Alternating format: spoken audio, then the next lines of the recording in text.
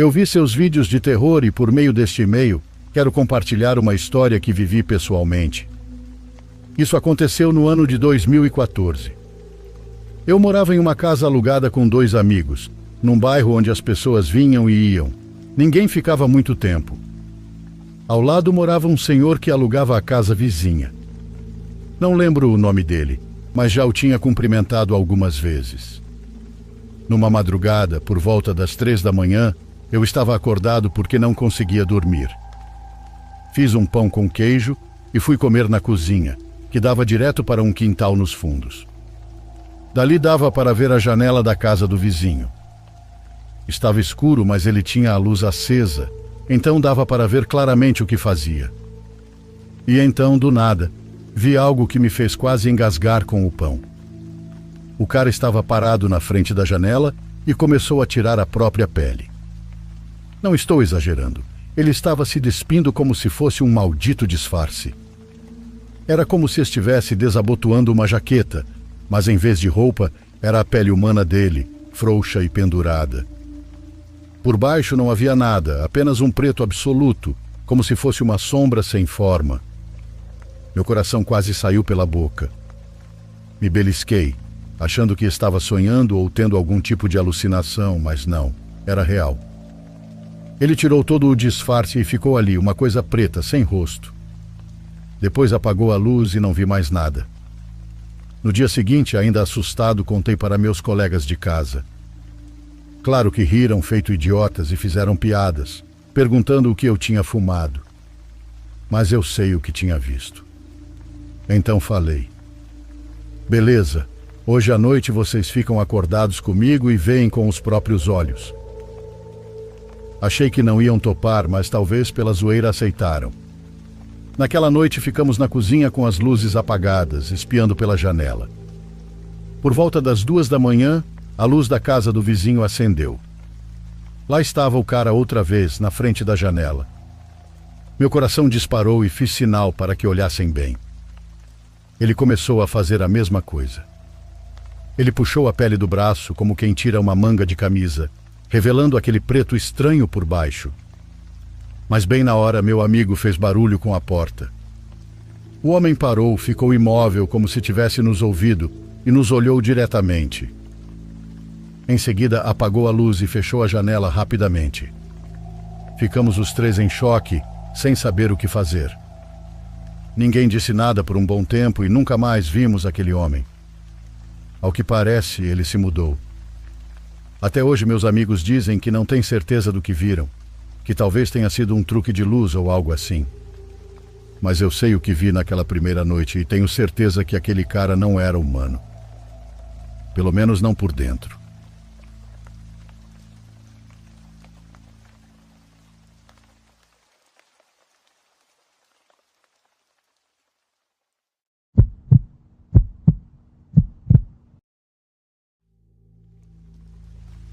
Isso aconteceu há algum tempo, e embora seja leve em comparação a outras histórias contadas nesse canal, eu gostaria de compartilhar. Quando eu estudava, tinha um trabalho de meio período em uma cafeteria durante as tardes. Ficava perto da escola, mas longe de casa. Além disso, eu ainda não tinha carteira de motorista, o que me levava a me locomover usando aplicativos de transporte como o Uber. Se durante a semana eu ficasse apertada de dinheiro, usava o transporte público. Sempre encontrava uma forma de chegar onde precisava. Na maioria das vezes, usava essa plataforma para voltar para casa depois do expediente. Durante essas viagens, conheci muitos motoristas da região, alguns dos quais já sabiam o meu nome. Não nego que houve alguns encontros com motoristas paqueradores, mas minha postura fechada deixava claro o pouco interesse que eu tinha. Entre esses encontros, há um que me assusta até hoje, aquele medo que sobe a cabeça quando você revive a cena. Eu tinha cerca de 23 anos. Como num dia comum, saí do trabalho e chamei um motorista para me levar para casa. Não reconheci a pessoa que chegou, nem o veículo. Talvez fosse um motorista novo na plataforma.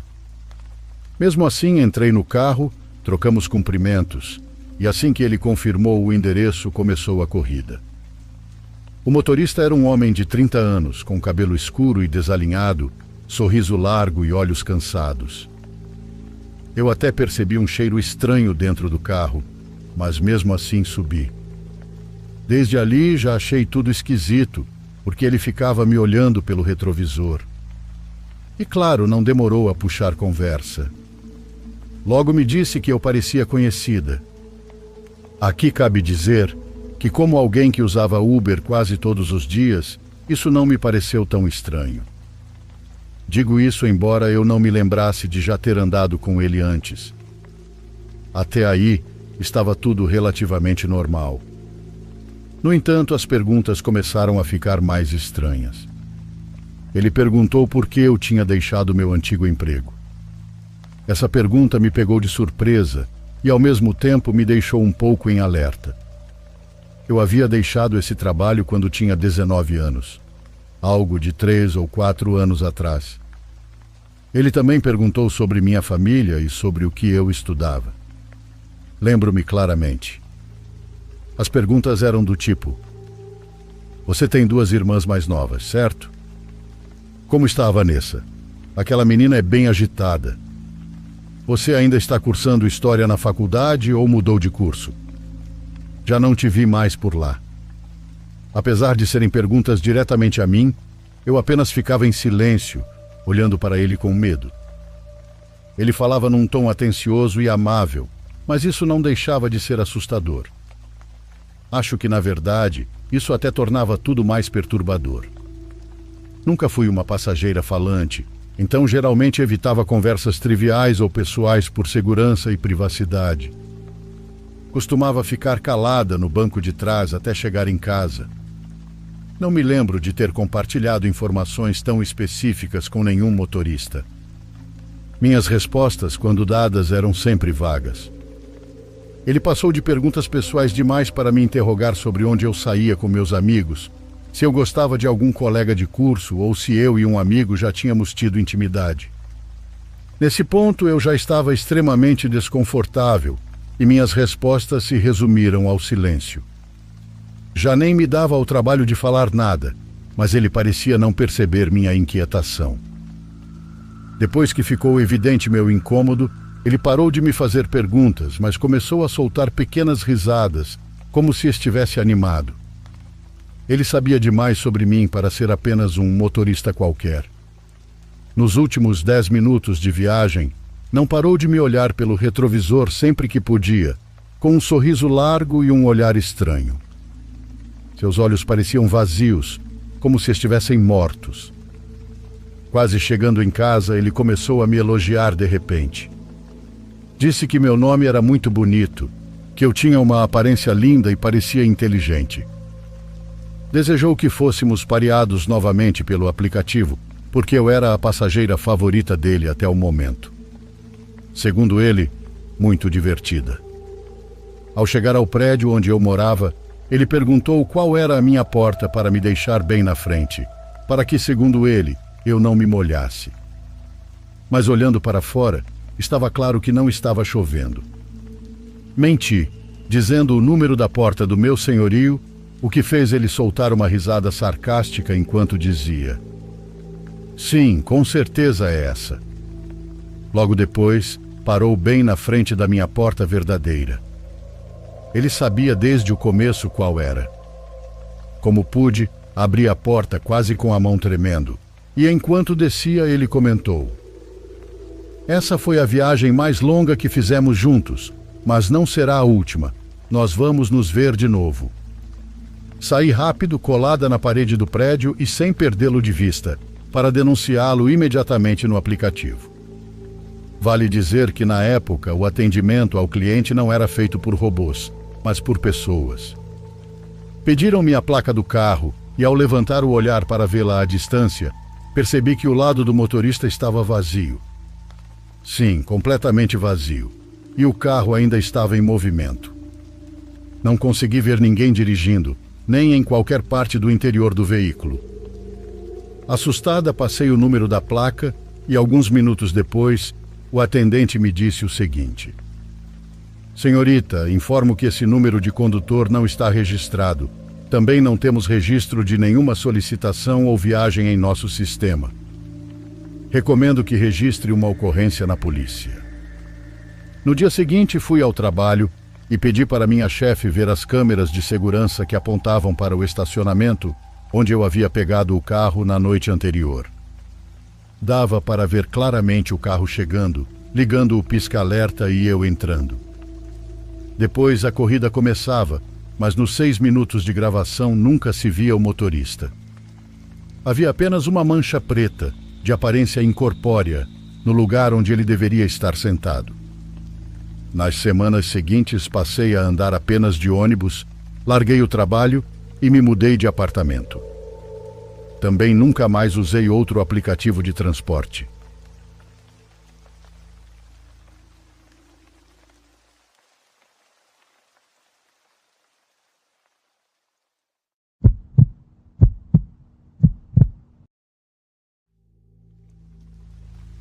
Meu nome é Saulo Michel Urguim.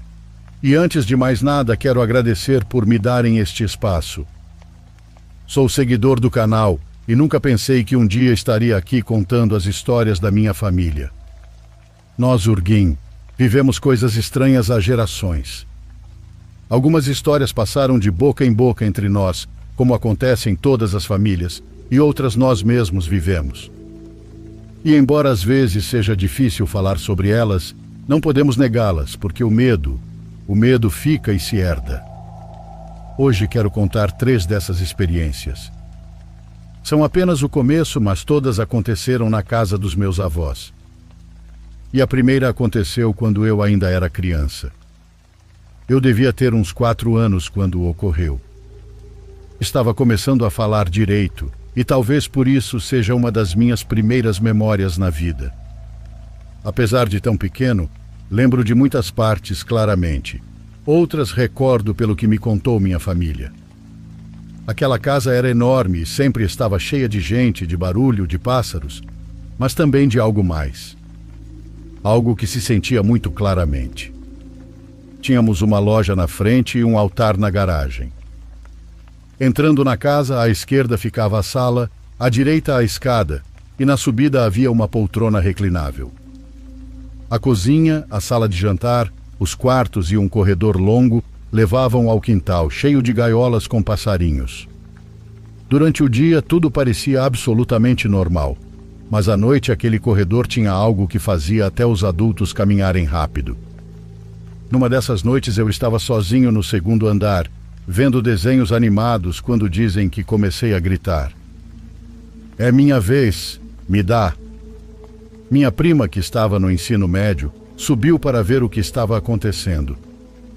Ela disse que me encontrou chorando, bravo, discutindo com alguém que ela não via.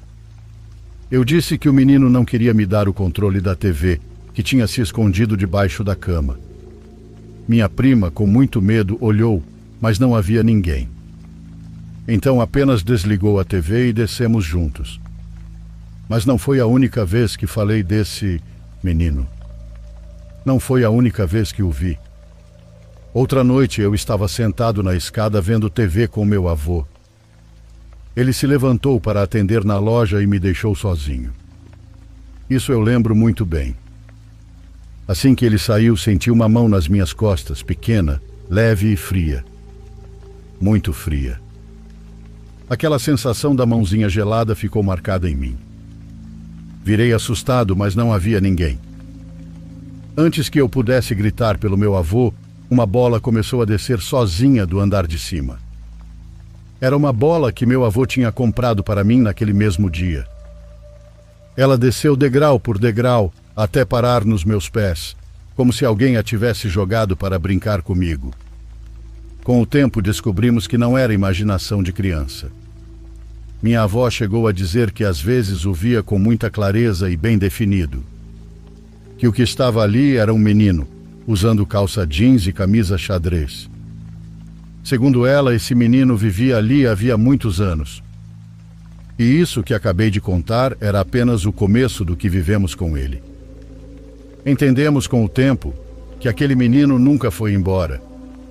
Mesmo quando passávamos anos sem vê-lo, ele nunca se foi.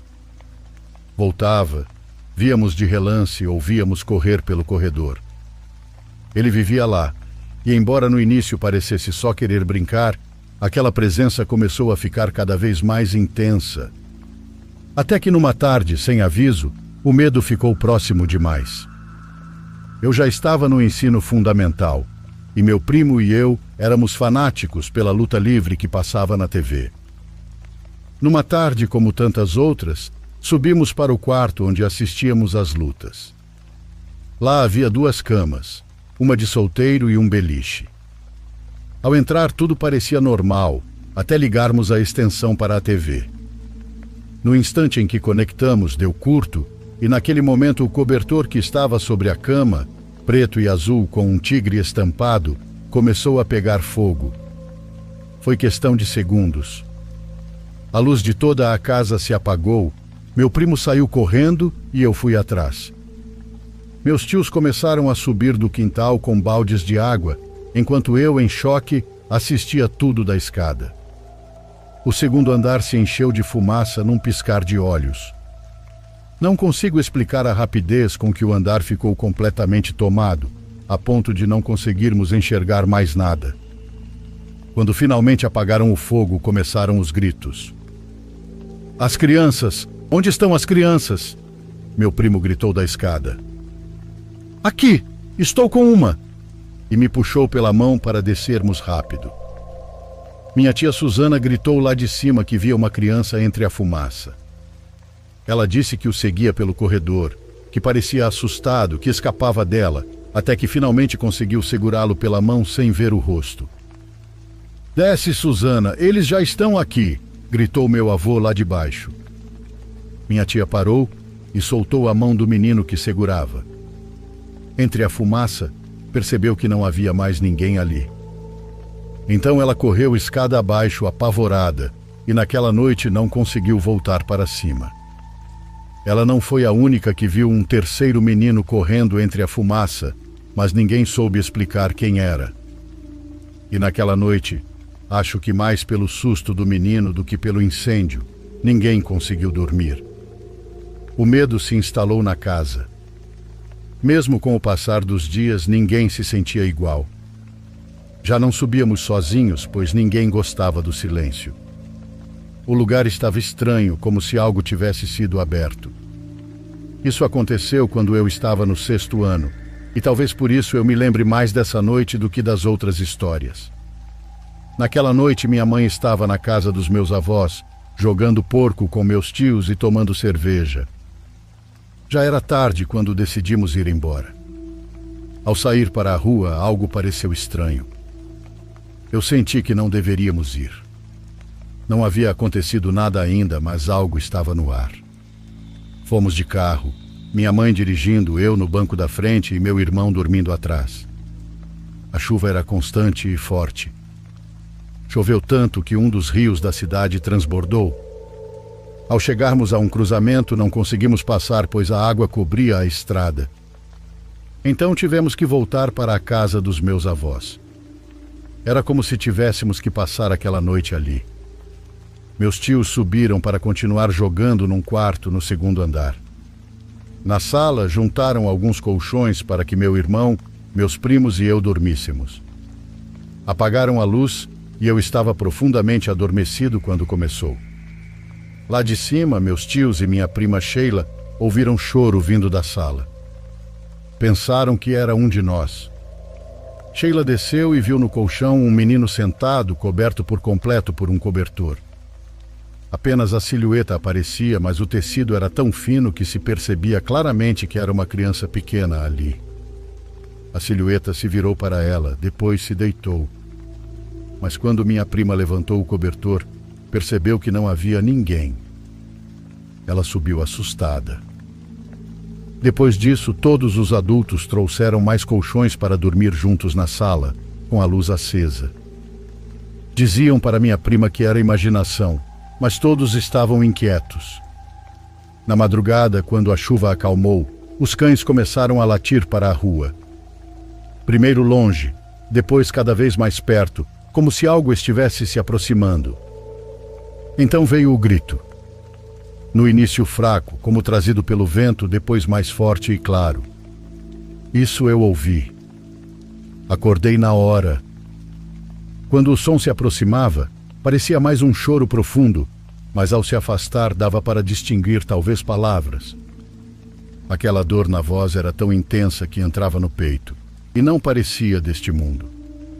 Fingi estar dormindo, com medo de me mover, até que alguém murmurou: "É algo sobrenatural, né?" Senti meu sangue gelar. Um dos meus tios disse que naquela noite as portas do inferno estavam abertas, que os espíritos andavam entre nós. Não sei se era verdade, mas foi uma das noites mais longas da minha vida. No dia seguinte, fingimos que não tínhamos ouvido nada, mas o medo, ainda o sinto, como se tivesse acontecido ontem.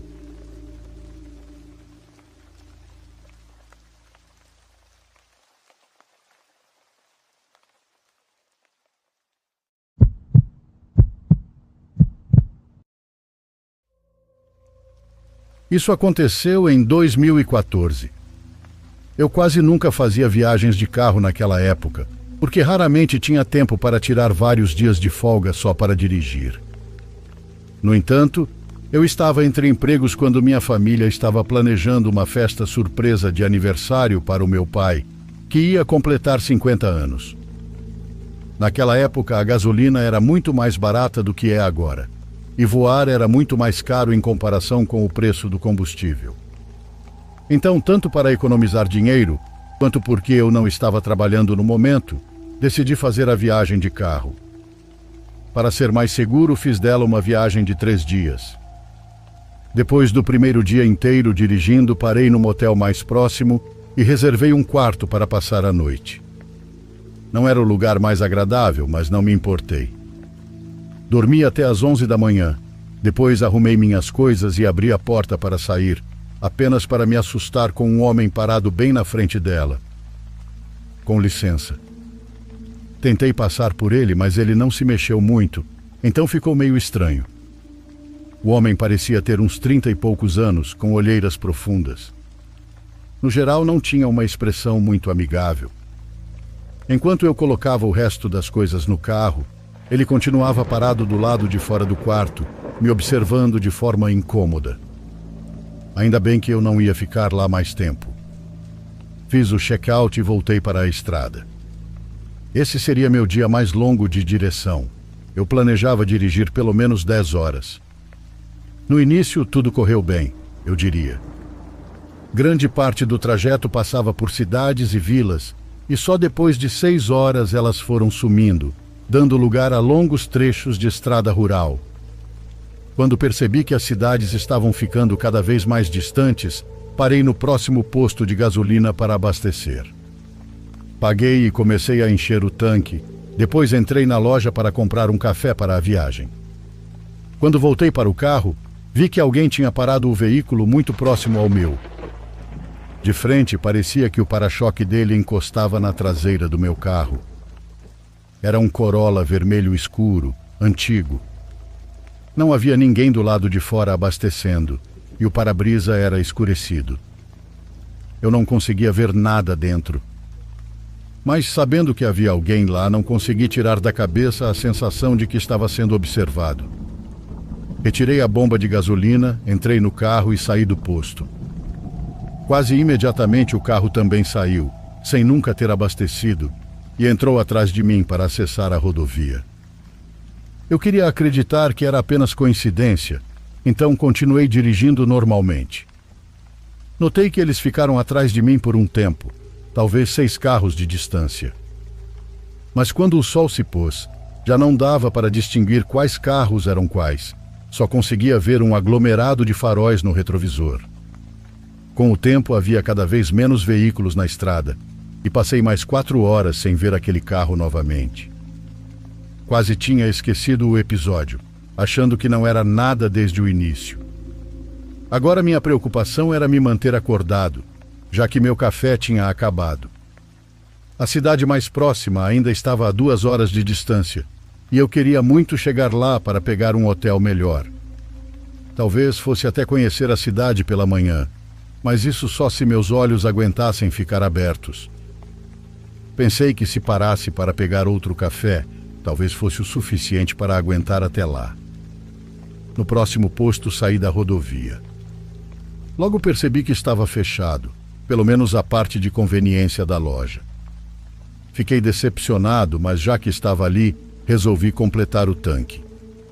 Assim que comecei a abastecer, vi um único par de faróis saindo da rodovia vazia e entrando pela rampa em direção ao posto. O lugar já era assustador por si só.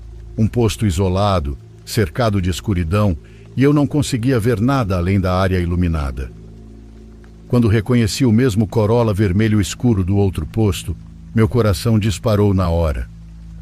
Não consegui evitar o pensamento assustador de que eu estava sendo seguido.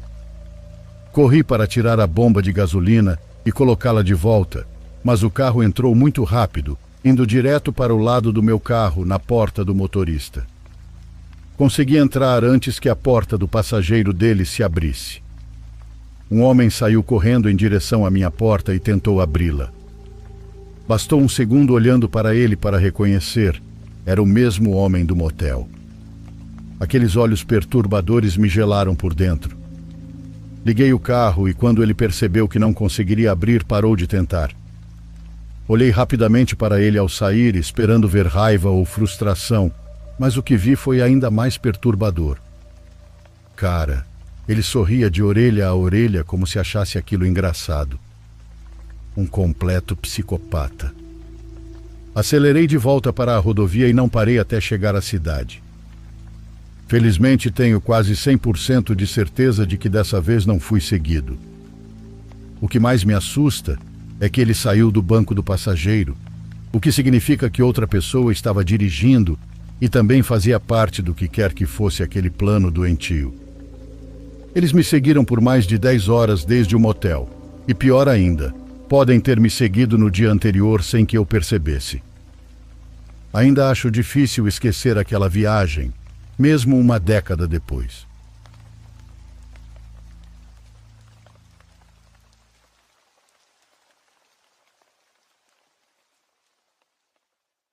Por favor, curta e se inscreva se você estiver gostando. Agora continuamos.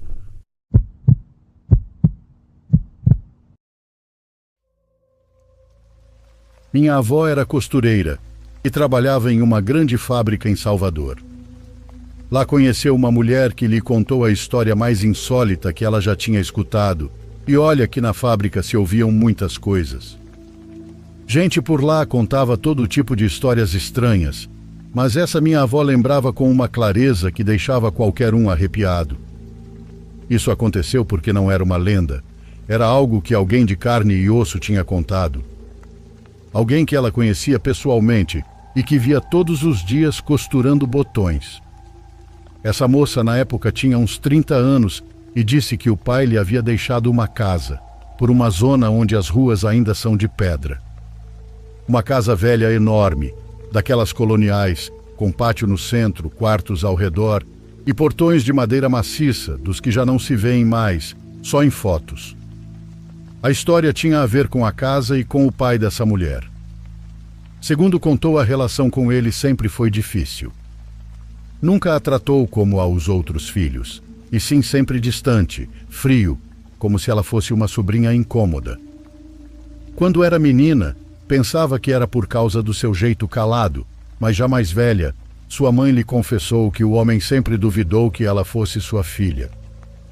Dizia que não se parecia com ele, que acreditava que sua esposa o havia traído em algum momento. Minha avó viu uma foto dele e outra dela, e disse que eram idênticos, olhos, nariz, até o formato do maxilar.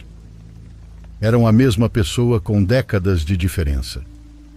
Quando ela se casou sem que ninguém esperasse, o homem lhe deu a casa. Assim, direto.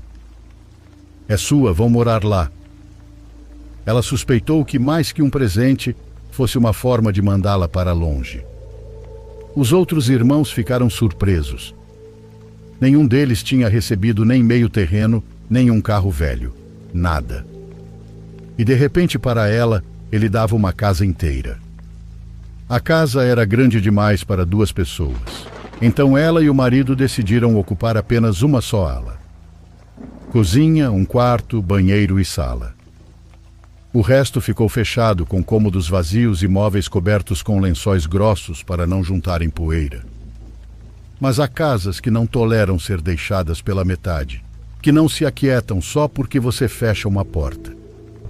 A casa ficava a umas 4 quadras da igreja, numa rua estreita que subia em curva e cheirava a terra molhada, mesmo em dias secos.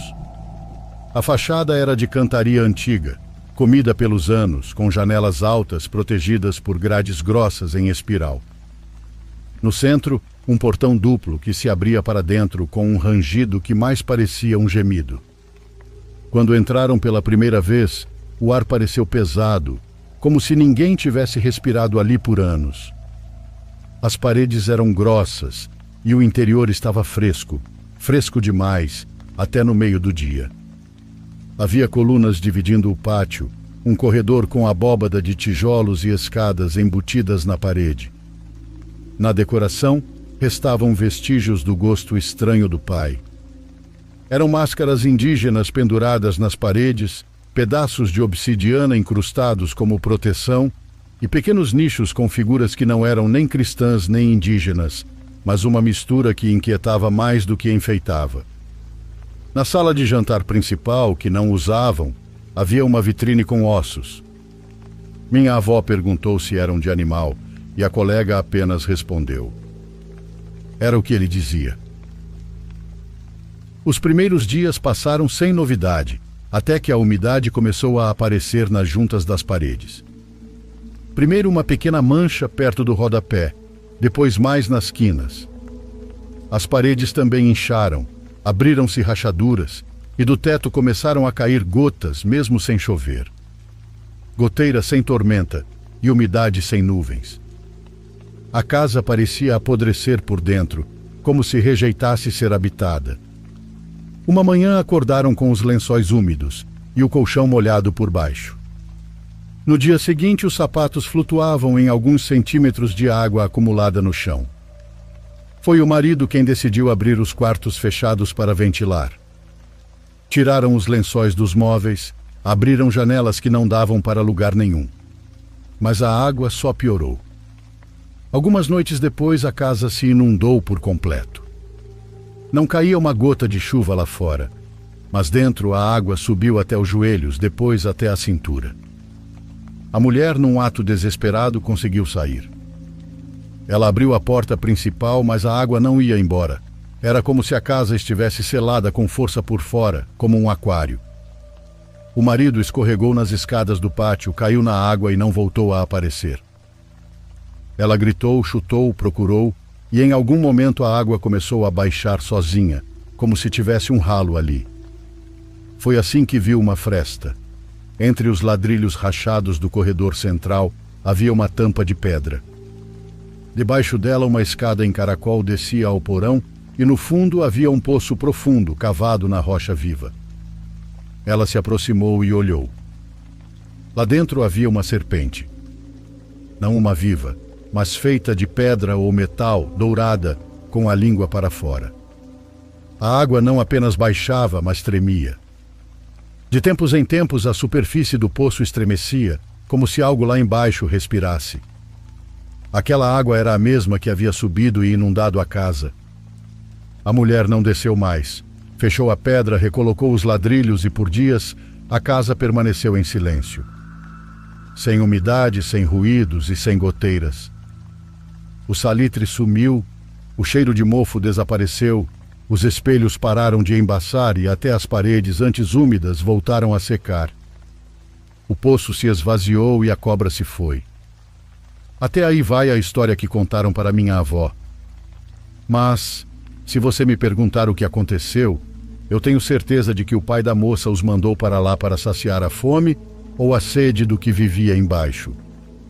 Assim que se pagou com a vida do marido, a casa recuperou seu esplendor. Já não fazia sentido ela viver ali, então arrumou um pequeno apartamento perto da fábrica, onde passava mais tempo costurando do que em casa.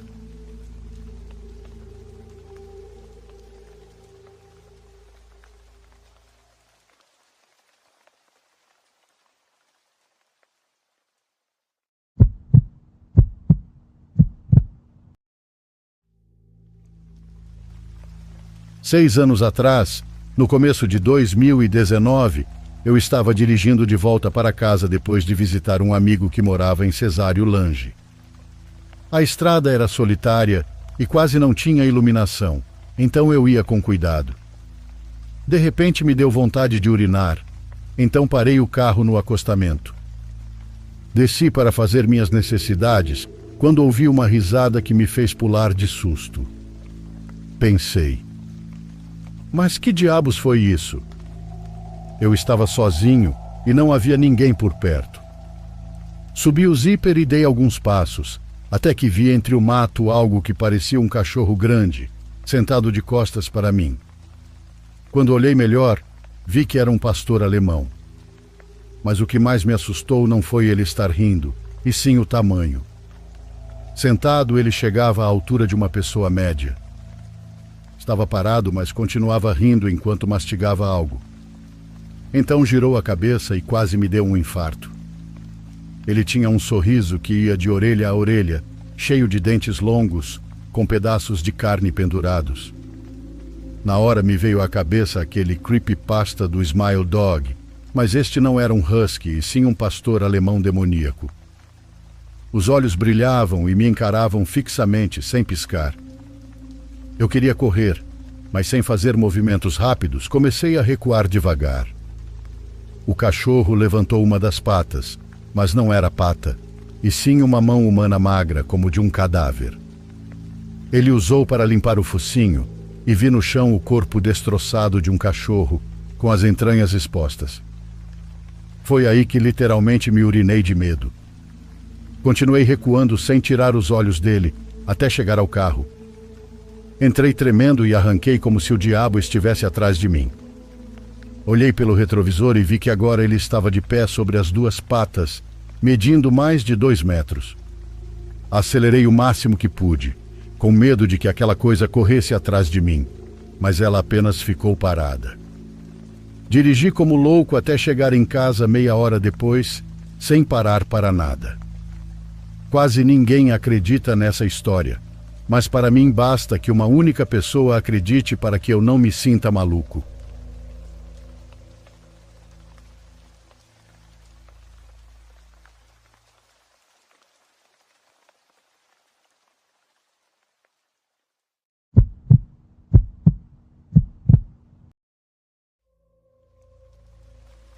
Ninguém acredita em mim quando digo que uma vez vi alienígenas. Quando eu era criança, morava em um bairro muito pobre e não havia muito o que fazer. Lembro que passava o tempo brincando em um matagal perto da minha casa com meu cachorro, que se chamava Tintim. Eu devia ter uns 10 anos, e Tintim sempre ia comigo para todos os lados. Nesse dia, como sempre, fui ao mato com ele. Estávamos correndo, jogando a bola, tudo normal, até que, de repente, Tintim ficou estranho. Ele começou a latir muito forte, olhando fixamente para um ponto entre as árvores. Eu não entendia o que estava acontecendo, porque ele não era do tipo de cachorro que latia por qualquer coisa. Ao longe consegui ver um buraco no chão, grande, como aqueles que fazem quando vão construir uma piscina. Meu cachorro não parava de latir com os pelos arrepiados e se aproximou rosnando à beira do buraco. Para o meu maior horror, do buraco saíram uns homenzinhos que não passavam de 1,5 metros de altura, com corpos magros, pele esverdeada e cabeças enormes e desproporcionais. Eles saíram e agarraram meu cachorro, que ao vê-los parou de latir e nem sequer tentou se defender. 2 deles o seguraram, um de cada lado, e o levaram para dentro do buraco. Eu gritei, Tintim, Tintim, e corri até lá, mas em questão de segundos o buraco já não estava mais ali. Ele tinha se fechado sozinho, do nada. Corri para casa tremendo e contei aos meus pais o que aconteceu, mas eles não deram importância. Disseram apenas que provavelmente Tintim tinha fugido, porque não tínhamos muito para dar de comer, e que cachorros às vezes iam embora assim. Agora que sou adulta, penso que os alienígenas não vivem em outros planetas, nem têm naves espaciais como nos filmes. Acho que vivem aqui embaixo da terra, em túneis ou sei lá onde. por mais louco que pareça, ninguém vai me convencer de que aqueles seres que levaram meu cachorro não eram alienígenas.